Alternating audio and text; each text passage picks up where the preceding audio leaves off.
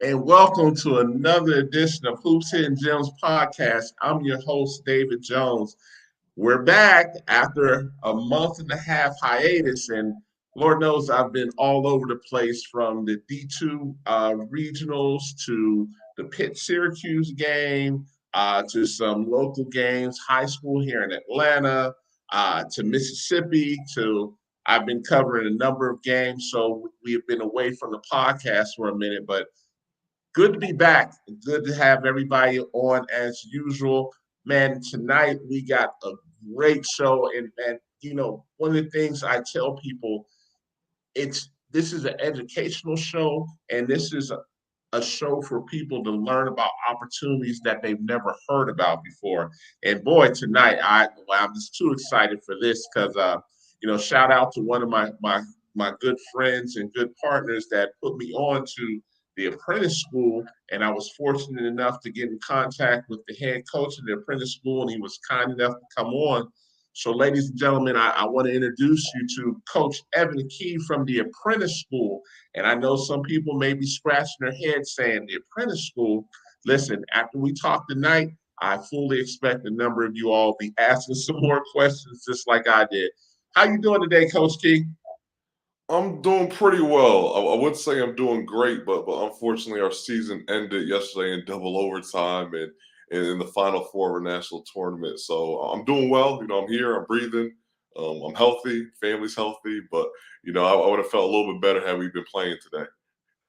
Man, I understand as we were talking backstage, it's March Madness time. And, in the midst of us preparing for this, uh, Princeton knocked off Arizona, and I'm like, oh my goodness.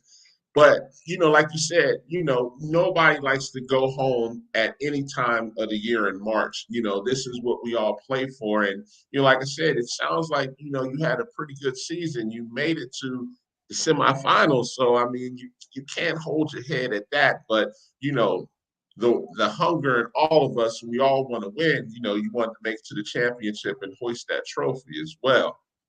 So let me ask you as we just jump right into this. Tell the audience about the apprentice school, where apprentice school is located, and we're going to have a plethora of questions, I assume. Okay, well, I'll try to do my best to summarize it. So the apprentice school has been around for over 100 years. We're located Okay. in Newport News, Virginia, and we're owned by HII and Newport News Shipbuilding. So our school is a trade school. It's a 4-year program, not a prep school, not a junior college, but a 4-year paid apprenticeship program. We compete in the USCAA, which is the United States Collegiate Athletic Association. So we play a lot of dual affiliated NCAA Division II, Division III, NAIA, as well as other independent opponents. And again, athletics has been around for over 100 years. So the reason why we exist is to help with leadership development for the company and to also attract a more diverse population into the trades. So our situation is really unique at Apprentice. We're tuition free. So scholarship isn't really the word because all of our students go to school free. There is no tuition.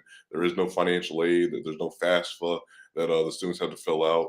And it's also paid. So in addition to going to school for free and getting your books and everything else covered, you get paid a full-time salary. So incoming students make 21, 26 an hour with pay raises every couple months. And by the time they complete, they're making about 65 grand a year, which is very good for someone 21, 22 years old coming out. Absolutely. And there's guaranteed employment. So obviously, you might come in as a welder or as an electrician or as an HVAC worker, and at a bare minimum, you're going to have that job once you complete your apprenticeship. But the hope and the reason why we have this program and the investment that goes into educating our students is that they're hoping that our students eventually become the leaders for the company. So the production planners, the foremen, the construction supervisors, the craft instructors, the engineers, the eventual vice presidents of the company, they're hoping are going to be homegrown and developed within our school and our program. So a very, very unique situation that we have. We have a lot of students that are. I posted last week on Twitter. We have a sophomore who actually just purchased a home. 19 years old, just purchased a home. Wow. I bought my home when I was in my late 20s, early 30s. and here's a young man at 19 who owns a piece of property locally. So it's a great opportunity for the right person, and I'm thankful to be in the position as head coach here. Man, that's awesome right there. I mean, you know, we put basketball to the side because people have to understand sometime. You know, if you're fortunate enough to be one of those 7% to play in college, you it's still you got 2 to 4 more years left, depending on if you go to JUCO and if you're fortunate enough to go to a 4 year school, or if you go to a 4 year school, you got 4 years before it's time to get out into this real world and really understand what it's about. And I think one of the scariest things that I see a lot of times, when I do some interviews and even when I do them with kids, and young men, I always ask, what is your plan in 4 years from now? And sometimes I get the weirdest look, like, what do you mean? Like almost I'm living in the moment, or the popular answer is, oh, I want to go overseas and, see if I can make a living. And, you know, listen, I never want to crush anybody's dream, but I always like to come back and say, what's the backup plan? And they're looking at me like, backup plan? What you mean? This is it, And sometimes it's almost scary because, sometimes I like to break it down to kids and say, you understand, you're basically playing the lottery is what you're doing if you're banking on everything to go to the pros. And then they don't even understand the overseas market as well, because when they get overseas, they get the shock of their life if they're one of those fortunate ones, if they're starting in one of the bottom leagues where they're making 700, 1,500 a month, and that's it, and they're playing for a couple months, and they quickly realize, man, I could have made more working 12, $13 an hour than this. And it's the misconception that, they're going to play in one of the super Euro leagues and they're going to make 100,000, 200,000, or if you got NBA experience, up to 1 million plus. And that's not the case.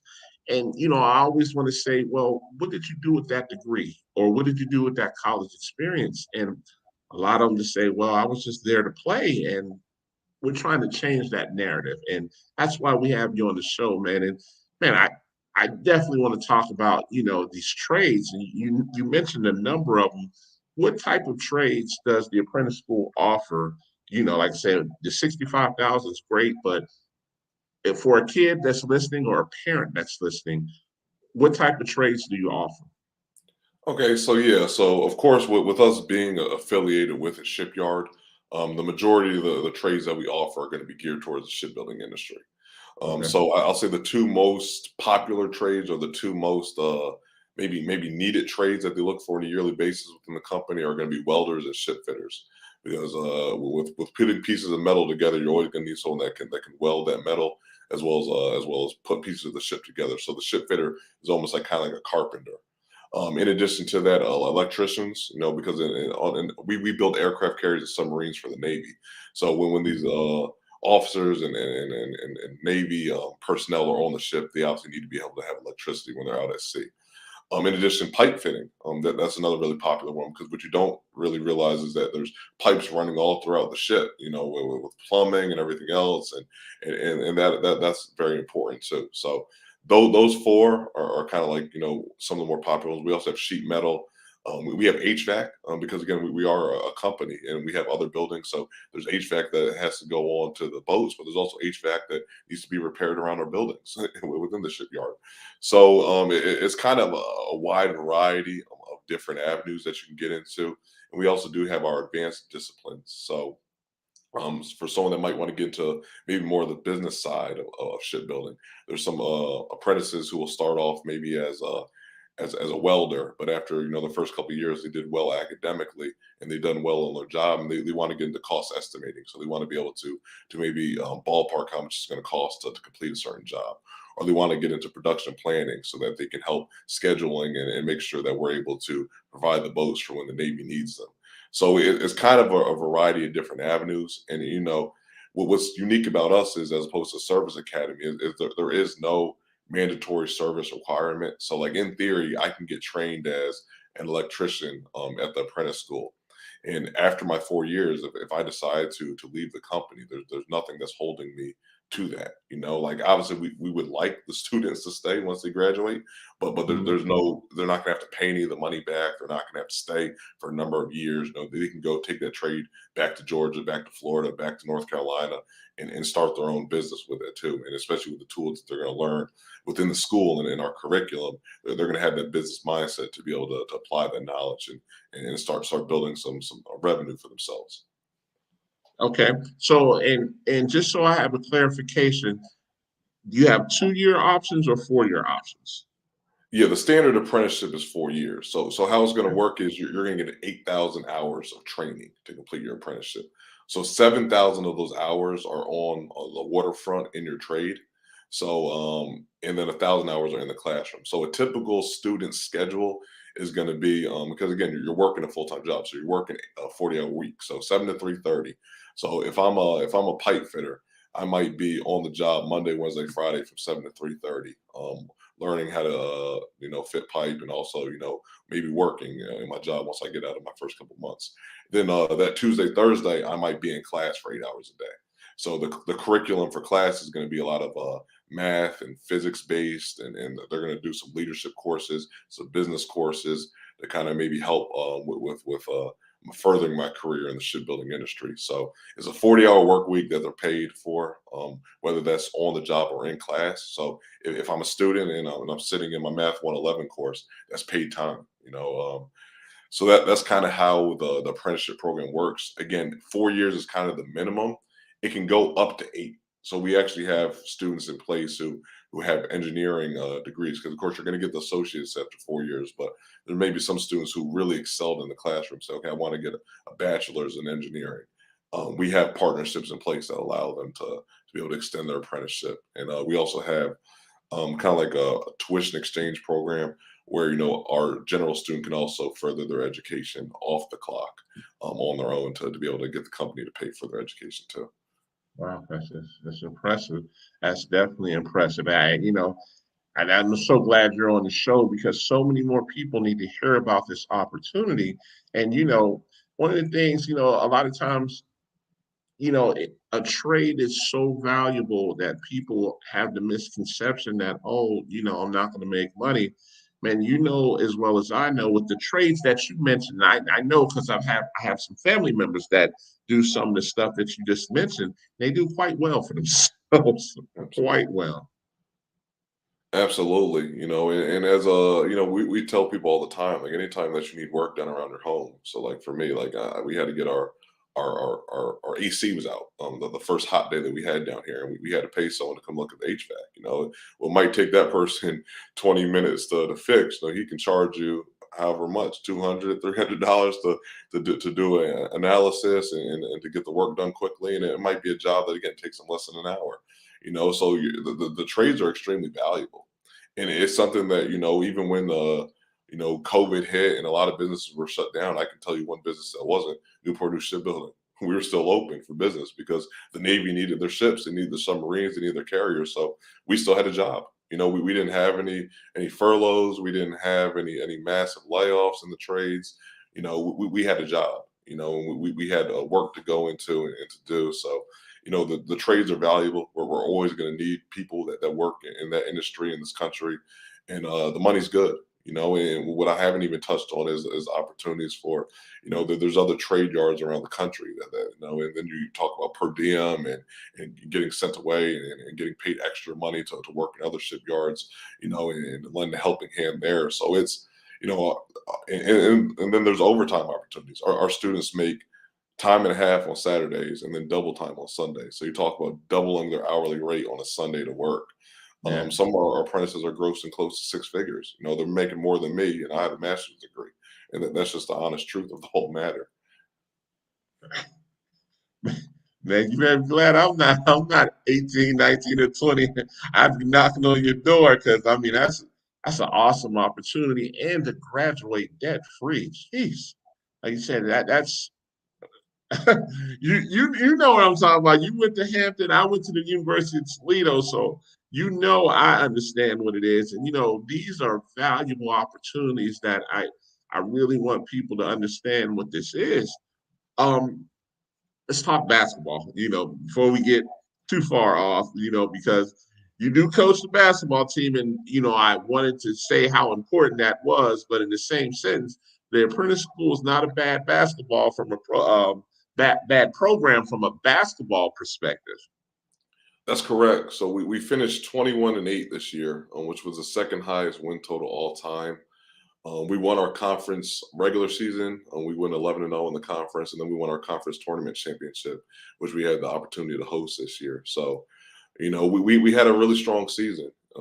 This is my fourth year as head coach, and definitely the best season I've had as a head coach. We were 14-15 last year, but this year, we were seeded third going into our national tournament. So, that was a pretty high ranking. And what's good is we only graduate 2 seniors, and with the opportunity that we have, knock on wood, we don't really lose a lot of people to the transfer portal, because not a lot of other schools are going to offer you the same opportunity that we're offering you. So Yeah. for the most part, we're able to retain our student athletes from year to year. We did retain 100% of our eligible players from last year to this year, which was a big accomplishment and big reason for success. But like I was kind of mentioning earlier with our national governing body, a lot of people don't realize how competitive the USCAA is, because it's kind of like just a wide range of teams that compete at that level. So, like I said, like Salem University just won our national championship today. They're NCAA Division II. Paul Quinn, who's an NAI opponent, won it last year, and they were the 1 seed going into the tournament this year. Bluefield State, who's NCAA Division II, was also in the tournament, made the Final Four like we did. And then with our regular season schedule, we've been fortunate for the last 20 years to have recognition from the NCAA. So we play opponents from Division I all the way down to Division III. And like we're not playing their JVs. Like last year we played North Carolina Central. We played their real team, like the team that you might see on ESPN. In the past we played Hampton University, we played Norfolk State. This year, we lost a close game by single digits. I think we might have lost by 1 or 2 to Elizabeth City State. We played Virginia Wesleyan, who's a really good Division III program. Played North Carolina Wesleyan, who made the NCAA D3 tournament. We flew down to Miami to play 2 games. We went up to Brooklyn to play Pratt Institute, which is a D3 school in Brooklyn, New York. So one of the benefits of our program is we have a good budget. The fact that we're owned and operated by a Fortune 500 company, we're able to give our guys a high level experience, and that's something that's important. Our guys haven't had a fundraise before. We traveled down to Miami without any money out of the pocket. We stayed in nice hotels. We try to treat our guys with an extremely Division I level, as best as we can. Maybe not as many flights or as many long trips as some of those schools, but we understand that they're working hard for this opportunity, because it does come with a sacrifice, and we try to gear them up as best we can. We wear Under Armour, and we have a pretty nice facility too. It's a little bit on the smaller side, but it's new. It opened in 2015. We have their own locker room, which is nice. It's a nice court. We were able to get a packed gym pretty easily. So we're really fortunate with the situation we have here at Apprentice School. Okay. So one of the things that I'm curious about is, so how the kid, the student athletes work 7 to 3. So that means at 3:30 you're going to practice at 4, or how does that work? Yeah, I'll say that's one of the drawbacks. Well, one of the toughest things about coaching here is the fact that our athletes work a full-time job. So I imagine after a full work day, I don't necessarily feel the greatest going into a practice. So I know that some of those student athletes don't. And we do have women's basketball too. So that is a group that we have to share the gym with. We were fortunate this year where we made the investment to get our guys off the job an hour early, twice a week, 2 to 3 times a week. So they'd get off at 2:30 and we'd be able to practice from 3 to 4:30. So an hour and a half for a college basketball practice isn't ideal, but it allowed our student athletes to get home at a more reasonable time. Because again, with them working from 7 to 3:30, a lot of these guys, some of them live at 45 minutes away. They got to get up, at 4:30 to get a parking spot by 5:30. So we either practice from 3 to 4:30 or from 4:30 to 6.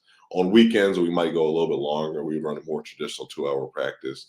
But another thing to consider is our student athletes do work manual labor. So if I'm working as a welder, I might be down in a tight space in a submarine for 8 hours. So rest and recovery days were extremely important for us too. So we're fortunate to have three athletic trainers who do a phenomenal job with keeping our guys healthy. We do a lot of rest and recovery. So film was a big component to our season this year, as well as just stretching. We might have gone shorter certain days just to make sure the guys were stretched and healthy. So I'll say that is one of the challenges. Is we historically haven't been a great outside shooting team, and I think one of the reasons is maybe because we don't have as many times to get in the gym during the day as maybe some of our opponents do. But we don't let that be an excuse for us. We still figure out a way to be successful. Got you. So, and you mentioned something that, I just wanted to expound on. So there's really no on-campus housing. Everybody lives kind of like an apartment style, or how does that work? Yeah, so the one thing that we don't provide is housing or meals. So we do have an apartment complex, the Liberty Apartments, which are right next to the school. So that's where I always advise our first years to live, because it's literally a 2 minute walk to the school and then maybe a 5 to 10 minute walk to where they might be working at on the job site. So, Okay. and those apartments opened up the same year that the school did. So they're new, they're nice. And we try to pair our guys up in the 2 bedroom apartments there together.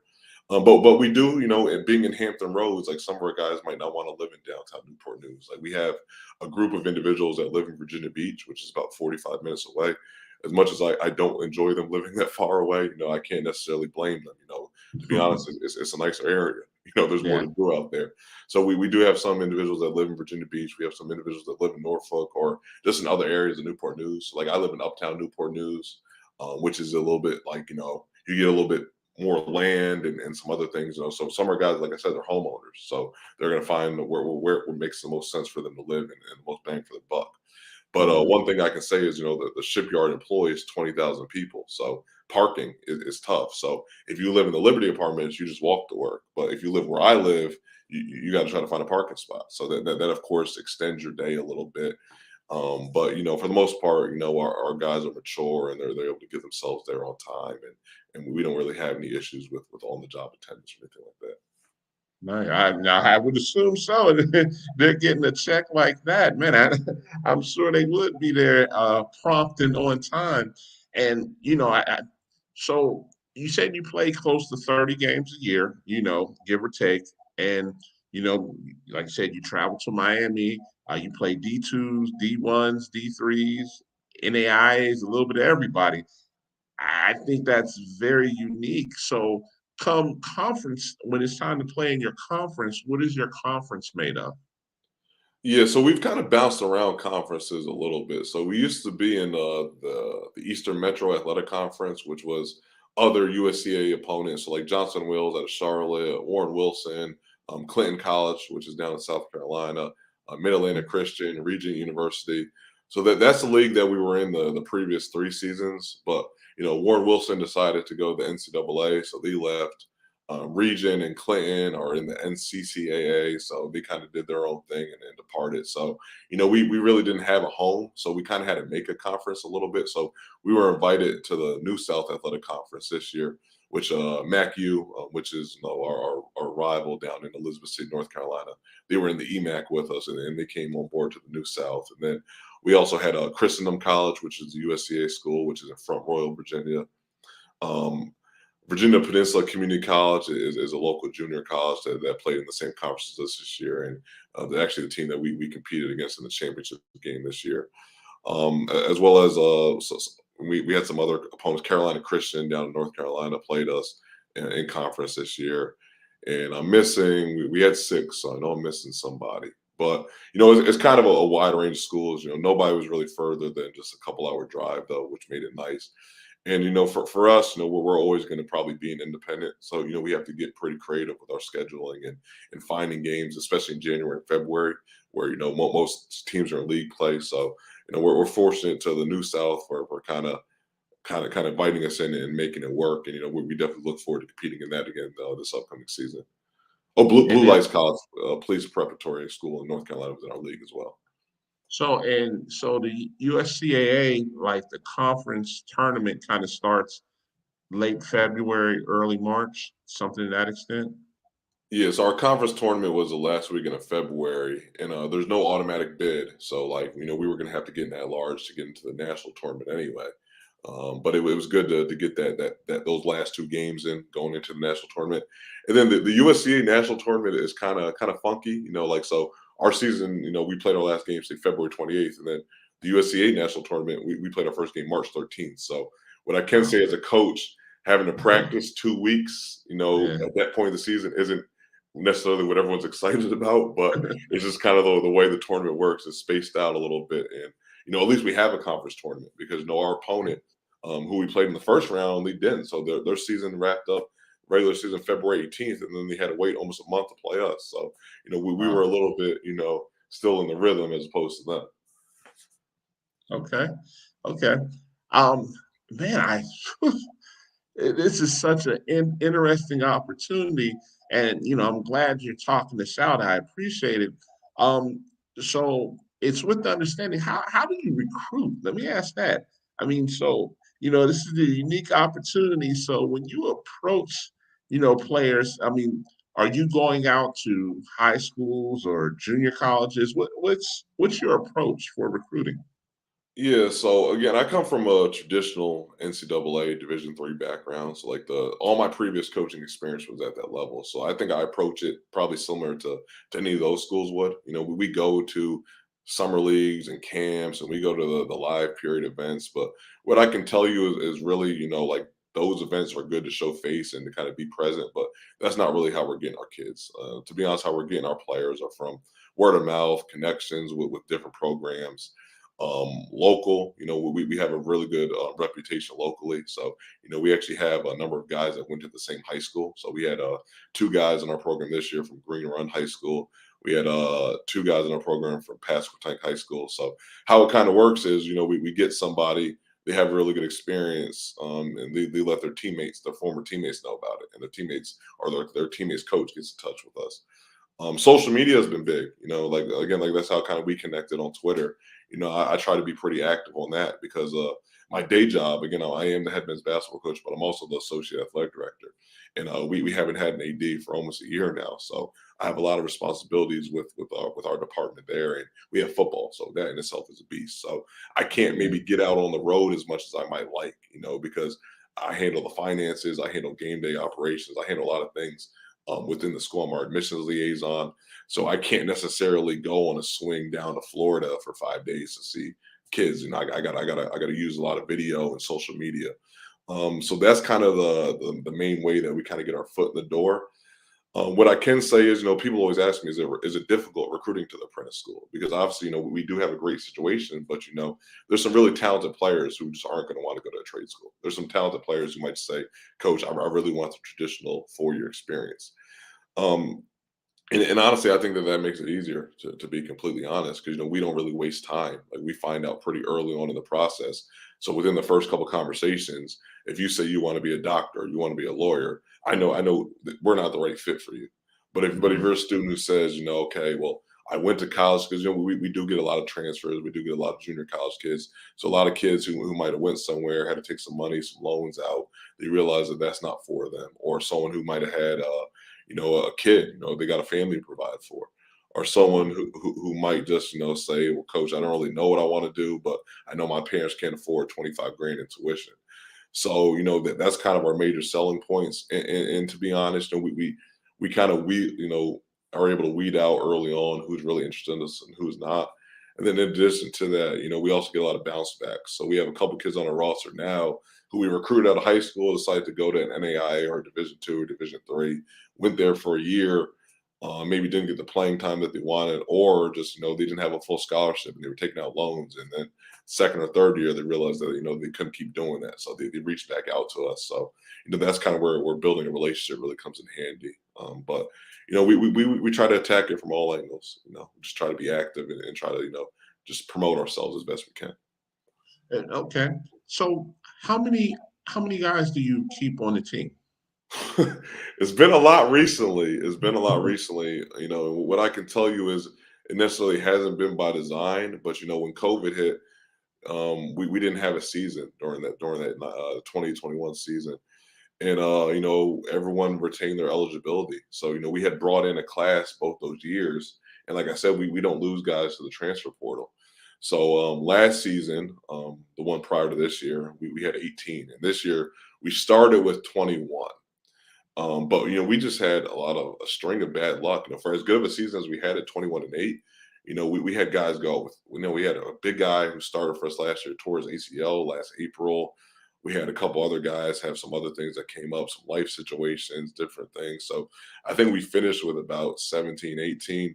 Our sweet spot is probably in that range, just for the fact that, with the apprentice school, we have to worry about maybe some more factors than some other schools. We have to, if you don't show up for a class at the apprentice school, they just fire you. It's a job. So, Yeah. fortunately, we haven't had a lot of those issues recently. But when I first got here, that was a major concern. Like, you have a guy who might really be able to help you, but he can't get himself up to work every day at 7 a.m.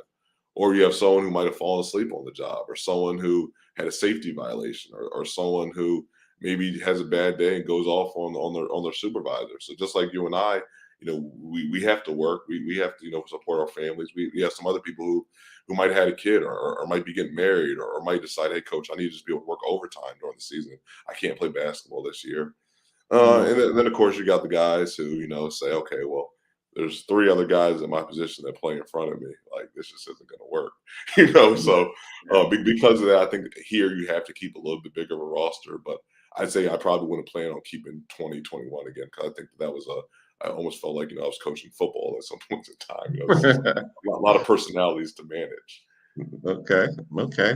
Man, and so you do you have like an open tryout sometimes, or how, what's your philosophy? Or do you already have kids?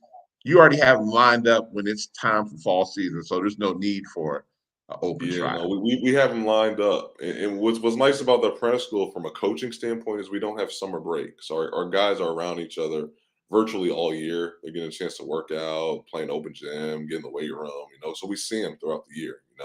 Mm. They don't go home. So um, we haven't had an open tryout. We've had some walk-ons, but the walk-ons that we have are kids that we saw in high school, and we just said, like, hey, just apply and see if you can get in. Where we didn't really recruit them maybe as hard as some other guys on the roster. But nah, we haven't since my first year. Because my first year when I got to apprentice, I got hired in August, so it was late. And to be Yeah. honest, there's 6 guys on the roster my first day in August. So like that was kind of late. So we had to have some football players that came on board. I mean, we had some kids that were kind of like walk on level. But since then, like there's students that approached me. But generally, when they show up for conditioning day one and see all the guys that we have, and we've been fortunate to be pretty talented. And even with us playing, 10, 11 guys in a rotation, like they're just seeing the writing on the wall that they'll just never really make an impact for us. So we haven't had to have open trials or anything like that. But if the interest keeps going to where it's going, that might have to be an option, because recruiting has gotten a little bit easier for us, as Yeah. we've promoted ourselves better on social media, and as we've gotten better. Like there's a lot of people that want to come. So if there's 25 guys that show up in August, then well, we're not going to keep 25. We'll have to find a way to get that to a more manageable level, and at that point, there might be a tryout. Would you ever consider, like, if you ever get to that level, because this is different from D3, as you know, and a lot of times D3s will hold a JV, but I don't think you have the bandwidth to do a JV right now, correct? It would be tough. It is something I actually promoted to my administration, because this year I thought we were going to have one, because I knew I was carrying 21, but there was a couple kids, like there was a football kid who was a pretty talented basketball player that was kind of on the fence about playing. There was a couple other kids that were going to think about walking on, that like I talked to a little bit in high school, that I thought like might try to play this year. So I actually did propose it. I think that the most difficult thing we'd run into is just when would they practice? Like for me, if my assistants all work in the shipyard. Like I have 2 assistants on staff, and one works as a production planner, the other one works as a rigger. So like he's moving parts of the boat together all day. So like I would hate to have them practice from like 6 to 8 or 6 or sometime really late at night when they need to be home with their families, or trying to find us more guys. So it's something I would be open to, but it would just the logistics for practice would be pretty tough. And as you mentioned, we're not tuition driven, so like that's the one thing about our roster. A lot of Division threes or NEIs will have, or even Division twos will have a JV program to help For fill beds. tuition purposes, yeah. For us, like we're not tuition driven. Like the more students we have, the more money we spend because they're going to school for free. So it's just not as appealing to our administration as it might be at some other places. Okay. Okay. Man, you said this is year 4 that you completed. You're tuition free, which should be an eye opener to anybody. You play in a USCAA conference. You have a men's and women's team. Now that I didn't know. I thought it was just a men's team. I think that's even more awesome that you have a women's team. You have a football team. So, are there any other sports besides basketball and football? Yeah, we have baseball, which actually won a national championship last season. So that's probably been our most successful sport. Mm, Wrestling actually just had their national tournament in Puerto Rico last week. They finished in third. wow. And then we have golf. So golf finished third in their national tournament in the fall. So we're actually having a really good season. We finished 9-1 in football this past year, and which was their best season of all time. They beat all their NCAA Division III opponents. The only loss came to Bluefield State, who's Division II. Division two. So we've been pretty strong. Like baseball right now is like 17-5. Women's basketball made the national tournament for the first time in a couple of years. So we have a pretty good product, and that's something like like I always look at this like when I'm even just looking at like because as a coach you're always trying to feel the waters out, see what other jobs open. And one thing I look at when I'm exploring whether a men's basketball job might be good is how do the other sports do? Do they win? Like I understand. Okay, maybe they weren't great in men's basketball this year, but was women's basketball bad? Was baseball bad? Was football bad? If all the sports teams are bad, then it's probably not a great job. Like it's probably not just the coach. It might just not be a great situation. But at apprentice school, like if you look, like all of our teams are winning. So like obviously, like it's a pretty good situation to be in. So definitely thankful to be here. Yeah, man, it sounds like a really good opportunity.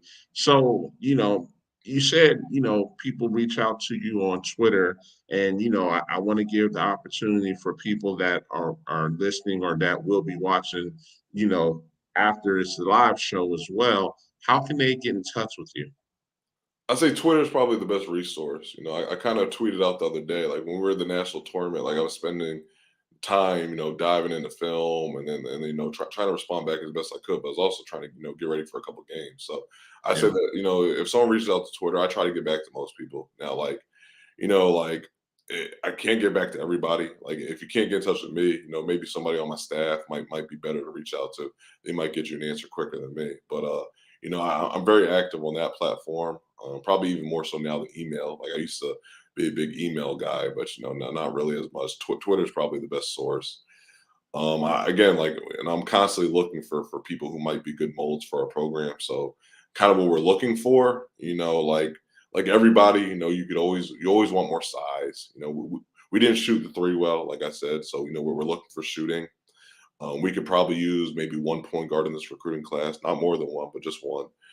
And realistically, we would graduate 2 seniors, so we're not really looking to bring in more than 3 to 4 guys this year, just to kind of keep the roster at a manageable level. We're pretty sophomore heavy. We had during COVID, we had 2 big classes in a row, so all those guys are sophomores, going to be juniors next year. So when that junior class Okay. becomes seniors, then we'll be looking for everybody and their mother at that point. But for now, I would say get in contact with me on Twitter. My handle is coach_key. And I know I was tagged in your tweet earlier. So I try to be pretty active on that. At this stage in the year, if you're a class of 2023 or a transfer, you got to apply. Like for us, like I like getting our stuff wrapped up by May. I like knowing who we have. And our process is a little bit longer because, again, when you get offered here, it's a job offer. It's more than just an offer to play basketball somewhere or an offer to go to school somewhere. So like they're going to run a background check on you. They're going to run a physical abilities test to make sure that you can you're healthy enough to work the job here. And they're also going to do a hair follicle drug screening. So like unfortunately that's marijuana as well. So if you're smoking a lot, like it's just you're just not going to get through. Like you might be great, you might be a future All-American for us, but you're just not going to pass the hair follicle. So that's kind of how that works. But if anyone's interested, reach out. And really, I'm just going to tell you to send your film and apply. because if you don't apply, like it's just really not much I can really do with you right now. And one big question I had as we're wrapping this up, is there a GPA requirement to be accepted? And that's just out of curiosity. I'm listening to you say all this, I'm like, I, I think that would be a good question from a perspective, since this is technically almost a job, but is there a requirement to say, hey, do you need your core courses? What do you need to be eligible? Very good question. So that's the one thing I will say is our admissions is selective. Like over the years, I think at peak our admissions rate might have been as low as 6%. It's kind of going a little bit. It's kind of gone up since then. Like more people are getting admitted just because applications worldwide have been a little bit lower. But for us, the best way I can summarize is no particular GPA, but over a 3.0 helps. And then you want to have good grades, so B's and better in algebra 1, algebra 2, physics, geometry, chemistry. If you've taken any shop courses in high school, that'll factor in, as well as computer applications, and then English 11 and 12. So like realistically, because our curriculum is very math and science based, like they're not going to really look about how you did in Spanish or how you did in and some and maybe some courses not related, but they are going to really look at your math and science grades. So if someone's excelled in that, and also I think that's where kind of transfers have been good for us in the past is even if they got a couple C's in their transcript because they've taken more courses. So like you go to college and you take an extra math or science course at a JUCO, or you went to say Virginia Wesleyan and you took some courses there and you performed well. That might factor in as maybe you were a little bit lower in high school. So that's kind of the requirements. Again, admissions is selective, and at this point, basketball wise, we're pretty selective too. At this stage with the amount of guys that we're carrying, I used to take kids, if someone needed a favor, like, hey, I need to get my senior somewhere. Like, we're just like, there's just not I don't have enough uniforms or locker room space anymore to take a favor. We need guys who are going to help us win, and for us, we made the national tournament 2 years in a row, this or 3 years in a row. And this year we finally advanced. It was the first time we advanced since 2014. But now I'm thinking, okay, how can we win this thing? So I need guys who are going to help us win this thing. So we need the guys who you're going to send to your Division twos and Division threes. Like don't send us the kids that no one else wants. I need the kid that just thinking, okay, this kid's got high Division three, low Division two recruitment, and might not be able to afford to go there. Like I need that kid. I don't need the kid who's like, yeah, he's my senior. He's a glue guy, ninth on the bench. Come on. Like at this stage, like it's not for us. If we have a JV program, sure, I'll take that kid. But right now, we need your guys, your best players. Absolutely. I couldn't agree. And listen, I mean, don't get me wrong. Depending on the program, a glue guy could be a good guy depending on the program. But yeah, it's that verbiage, as you say, like it's this, hey, take this as a good kid type of deal. Yeah, and like I said, we do like guys from winning programs. So like I said, like if you're the ninth guy on a state championship team, Oh, yeah. that's different than okay, my team finished sub 500, and this was like my sixth guy. Okay, well, your sixth guy on a non-500 team is probably unless you're just in a crazy league, like unless you're just like you're battling against dudes, but for the most part, like that kid probably isn't the right fit for us right Yeah, now. he's probably going to struggle a little bit. But, I'm glad you did say that, because I would agree 95% of the time, except when you start talking those kids that you just mentioned from hotbeds. When you start talking about kids from DC, from the DMV, from Atlanta, from Houston, Dallas, Detroit, then I can say, okay, he's from these areas. He's the sixth or seventh kid, but he can play, you know. But even then, you're to be honest, and I want to say this on the show, you're not a program now that just takes handouts, like you said. You still need dudes. Like people have the misconception to say, "Oh, he's going to go there and kill." I want to ask you this, and I want this to be on the air as well. You're going to have starters from high school that are not going to get some time, sometime starting out. Correct? And that is correct, and honestly, that's a tough part of the job. Like I said, we have a lot of local kids on our roster, and to be honest, we had 3 freshmen on this year's team. Only one of them played. One of them played, and he played. He was 6'10". So like at that Yeah. size, you're an NBA guy. But the other 2 were guards, really good high school players, like all region guys who had Man. recruitment in other schools, and they didn't play much. And to me, that's the measure of a good program is when you're not having to rely Yes. on those guys. But it is hard, because obviously those kids came in with a lot of expectation, and their families came in with a lot of expectation. They thought they were going to come to Absolutely. us and they were going to jump on the court right away, not realizing that there's guys who are good and they're a little more experienced. Again, like I said, we Mhm. were sophomore heavy, so a lot of those sophomores played a lot as freshmen. So they got a lot more reps, so they were a little bit more game ready than the freshmen coming in. And next year we're going to have junior. We're going to be junior heavy. So those juniors are going to be more experienced than the freshmen coming in. So that's again why it's important to recruit families just as much as important to recruit the player, because like I said, we have a lot of local families, and that means we have a lot of families in the stands. When I look across, Yeah. when I'm looking at who's there, is everybody's parents, everybody's brother, cousin, uncle, aunt, and that's a blessing and a curse sometimes. But Oh, you know, I know exactly what that means, and thank you for saying that because I wanted to dispel that myth that okay, if I go USCAA, I'm the expectations I'm going to come here and kill. You know what I mean? And thank you so much for saying that because I preach that all the time, and with the way the transfer portal is, with the way JUCO is right now, you starting to get some of those cream of the crop as well. You eating pretty good off of some of those kids now. So again, these high school kids got to understand that, man, it's tough out here. You're just not going to go to a D3 and quote unquote put up 25, 30 a night. You're not going to play. And more times than not, you're not going to play. And like I said, even though, I'm thankful to have you on, I wanted to be clear, like I didn't want kids to have the notion that they're going to call you and be like, well, coach, I'm not going to go D3. I'm going to come here and get a good job and I'm going to shoot up all the balls, or I'm going to be the guy as at 17, 18 years old. Just as you said, you have experienced guys. And when you have experienced college, like you said, you better be that dude to get those minutes. Or if you 6'9" and above or 6'8", well, yeah, of course. But these guards that I have, I've been saying this, and you only further expound on it. Like you 6'1" and under, y'all a dime a dozen.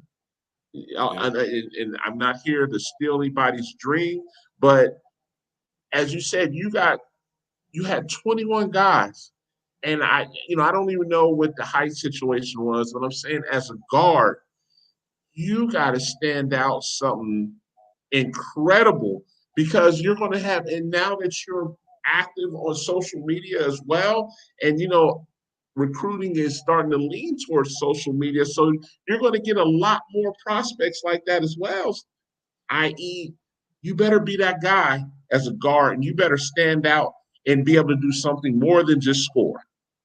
yeah. And I'll say the biggest thing that freshmen run into is just they got to be in the weight room. Oh, They got to be strong because yes. and to be completely frank, like in the USCA, like again, like I talked about, there's a lot of dual affiliate Division 2, NAI, Division 3, but like the other schools, like the school that beat us the last 2 years, Bryant and Buffalo, they're JUCO heavy. All their kids are JUCO, so they're old. Like they're the juniors and seniors. They're grown men. Like they're both their 22, point guards 23. yesterday were 6 foot strong. And like as a freshman, if you come in, 5'10", a buck 60, like those dudes are, it's a different animal. Like those dudes are grown, like they're grown men. And Hmm. again, like I'm looking at how can we beat those teams? Like again, like yes, as a freshman, can you play? Yes, but we won't be very good. We'll beat the bottom teams maybe that we play. But I'm thinking, how can we beat the best teams on our schedule? How can we beat Elizabeth City State? How can we beat Virginia Wesleyan? How can we beat UVA Wise? How can we beat Emory and Henry? Like that's where I got to aim to because we play them. We play those schools. I can't aim to beat the worst team on our schedule. Like a lot of people can help us beat the worst team on our schedule, but we need really good players to beat the best teams and to win a national championship. Which at this point, we were 21-8, and I was telling my wife yesterday. I said expectations next year are high. We return a lot. Like 21-8, I'm not going to be feeling good about 21-8 next around this time next year. Like we need to take another step. And at this point, another step is hard to climb, because we're already pretty decent, but the next step is national championship or national championship appearance. So how do we get there? We just need, be a little bit better, but it's going to take some good players to come in and make an impact to make that happen. Listen, I agree with you. Listen, Coach Gray and Coach Dove are my guys at Elizabeth City State. Those are my guys. So, I know what type of, program that competition you're playing, so to speak. And yeah, if you're gonna beat them, like you said, you're gonna need some dudes. That's CIAA. So, with CIAA, being from Hampton and attending there, what it's like in those type of leagues. North Carolina Central's MEAC. If you're going to be competitive with them, you definitely need those guards. And a lot of times, unfortunately, where we're at now, you're going to need those older guards, those older, stronger guards, unless it's just an Iverson. And I don't even like to go that far, but just say a very talented freshman, very talented. But in the same sentence, back to what we were talking about, these guys have the notion, well, it's USCAA, it can't be but that hard. Fortunately, basketball is evolving. No matter, it used to be D3 was looked down upon until people start seeing in the TBT tournament that, hey, these guys can play. Yes, they can. And it wasn't just, okay, if you weren't D1, you'd go D2. I mean, there's plenty of D2 teams knocking off D1 teams. I sit here and watch it. I watched Emory, and that's a high academic D3, knock off a D2 team. And it's going to continue to be the same thing. We'll be talking very soon USCAA teams knocking off D3s and D2s. And it's not going to be, whoa, like that's a surprise. It's going to be like, nah, this happens on a regular basis. And you see it, but it's getting the audience to understand that this is a good brand of basketball. It is, and I encourage, like a lot of people say, recruits need to watch all levels of basketball because again, it might Yes. surprise you. And as a coach, sometimes it surprises me. Like when I first got into it, like I didn't know what the USCA was, but like we've played some really good teams. We played some teams that have knocked off some really good Division II and Division IIIs, and we've been one of the teams. We've knocked off some good Division IIIs and Division IIs. Like I said, like I tweeted the other day, schedule's gotten a little bit harder. Like some of those teams, that might have struggled in some of the Division III leagues around here, aren't as willing to schedule as they might have been 2 years ago or 3 years ago.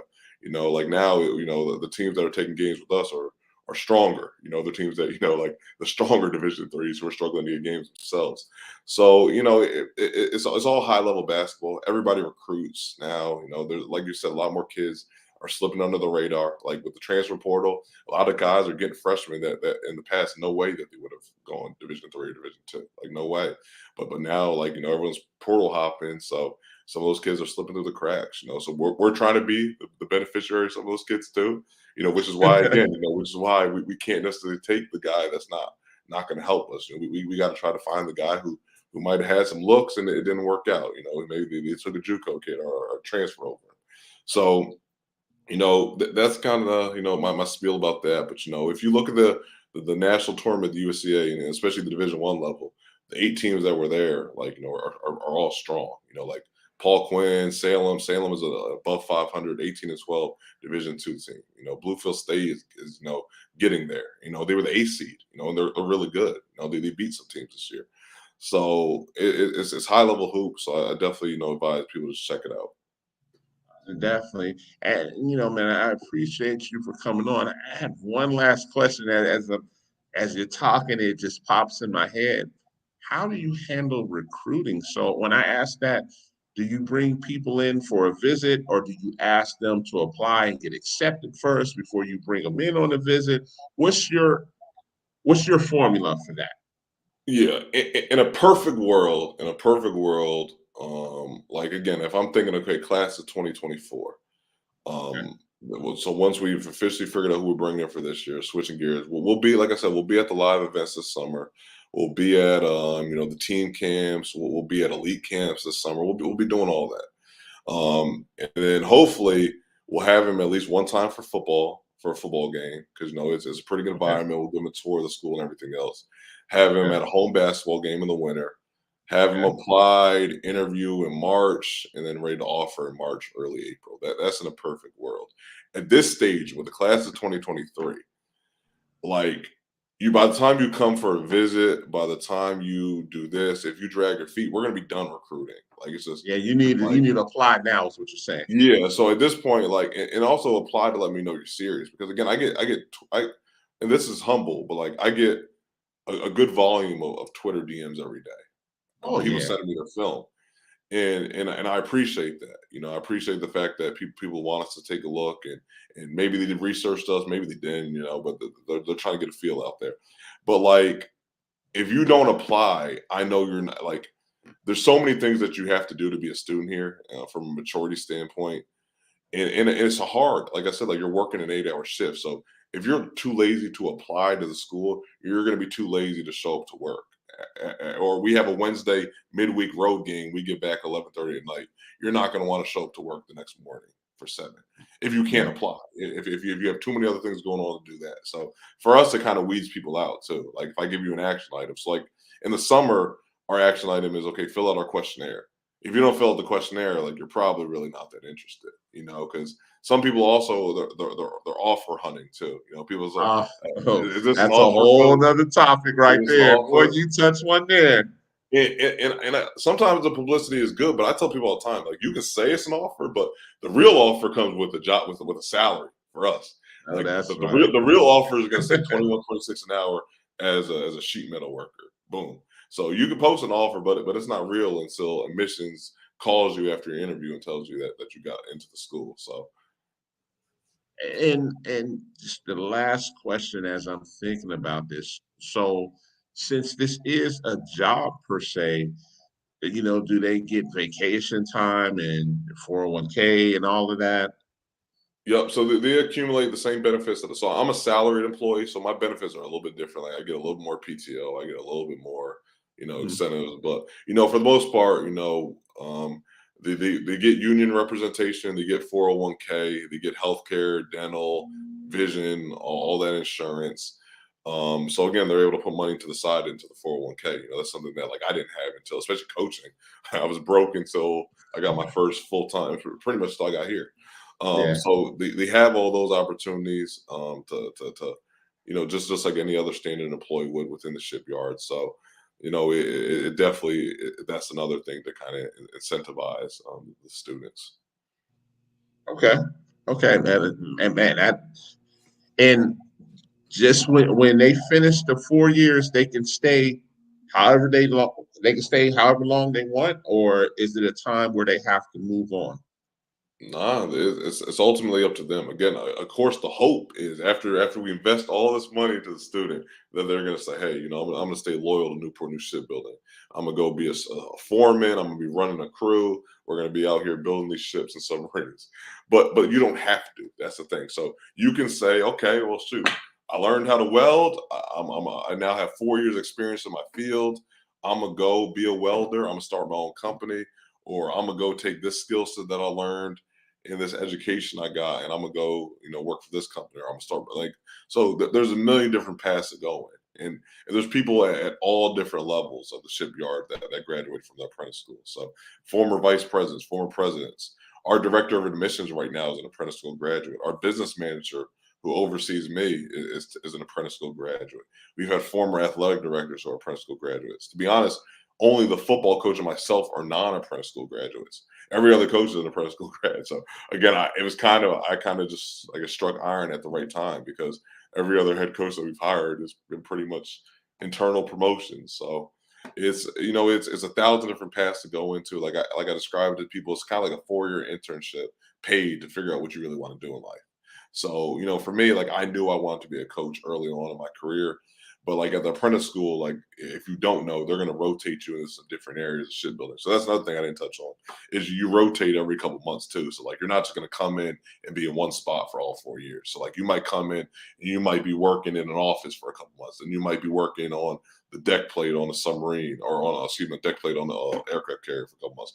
Then maybe they're going to rotate you to do something completely different.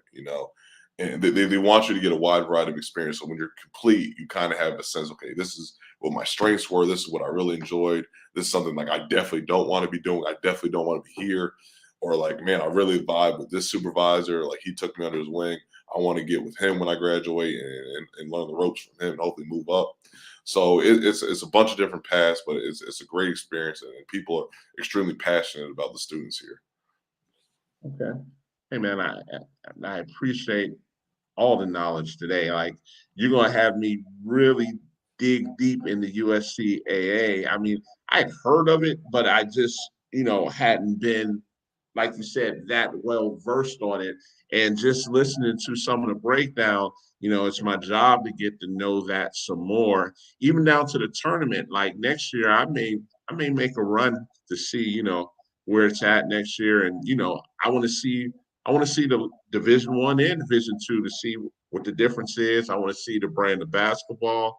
I mean, listening to you talk already, like if you're playing, like I know the Bluefield states, I know the Elizabeth City states, so I know the type of competition you're playing. So I know what you need in regards to being competitive.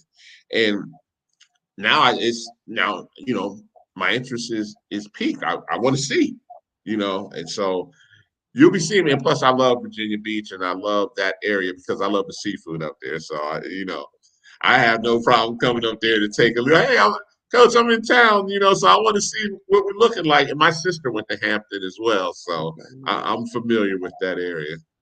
Okay, well, yeah, definitely come check us out. If it happens to be when we have a home game, we'll definitely get you on the pass list. If not, if it's at a national tournament, for sure, reach out. Definitely love to touch base.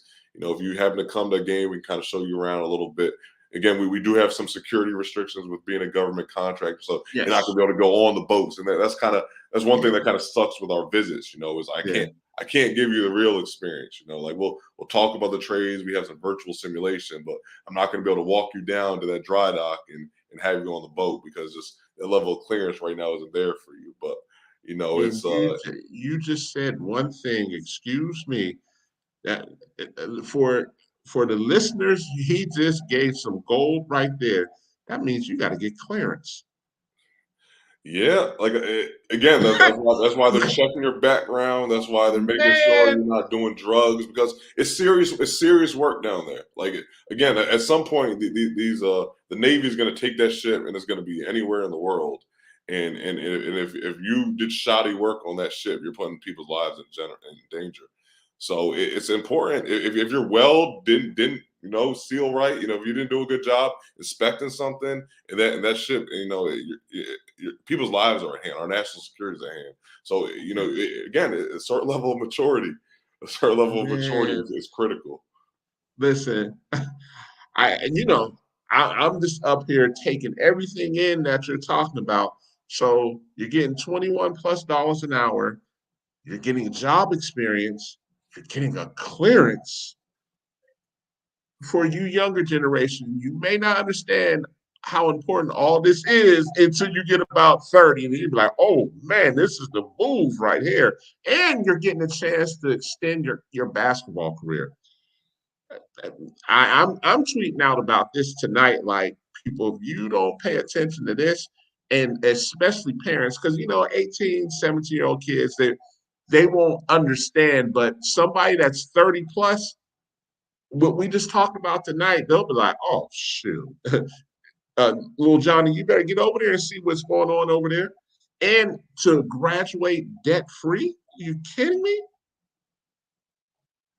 Honestly, David, I'm gonna leave you with this, and it kills me because we've had a ton of people. There's a ton of employees that show up at a lot of our games that play Division 1 basketball, and I'm not gonna name any names, but they're sitting front row because they're friends with some of the guys on our team or some of my assistants play Division 1 basketball that are either apprentices or are currently working for Newport News Shipbuilding just because of the opportunity. And it's like, man, if we can just get a couple you guys out of high school while you still have some eligibility, like before you blew your or not blew, but before you used up your eligibility at whatever low major, mid major Division 1, if you would have just came here out of high school, you would have been building, you would have been stacking that money to the side, and you would have been further advanced. Like again, you might have went overseas for a couple of years. Like you said, it's not always all this cracked up to be overseas.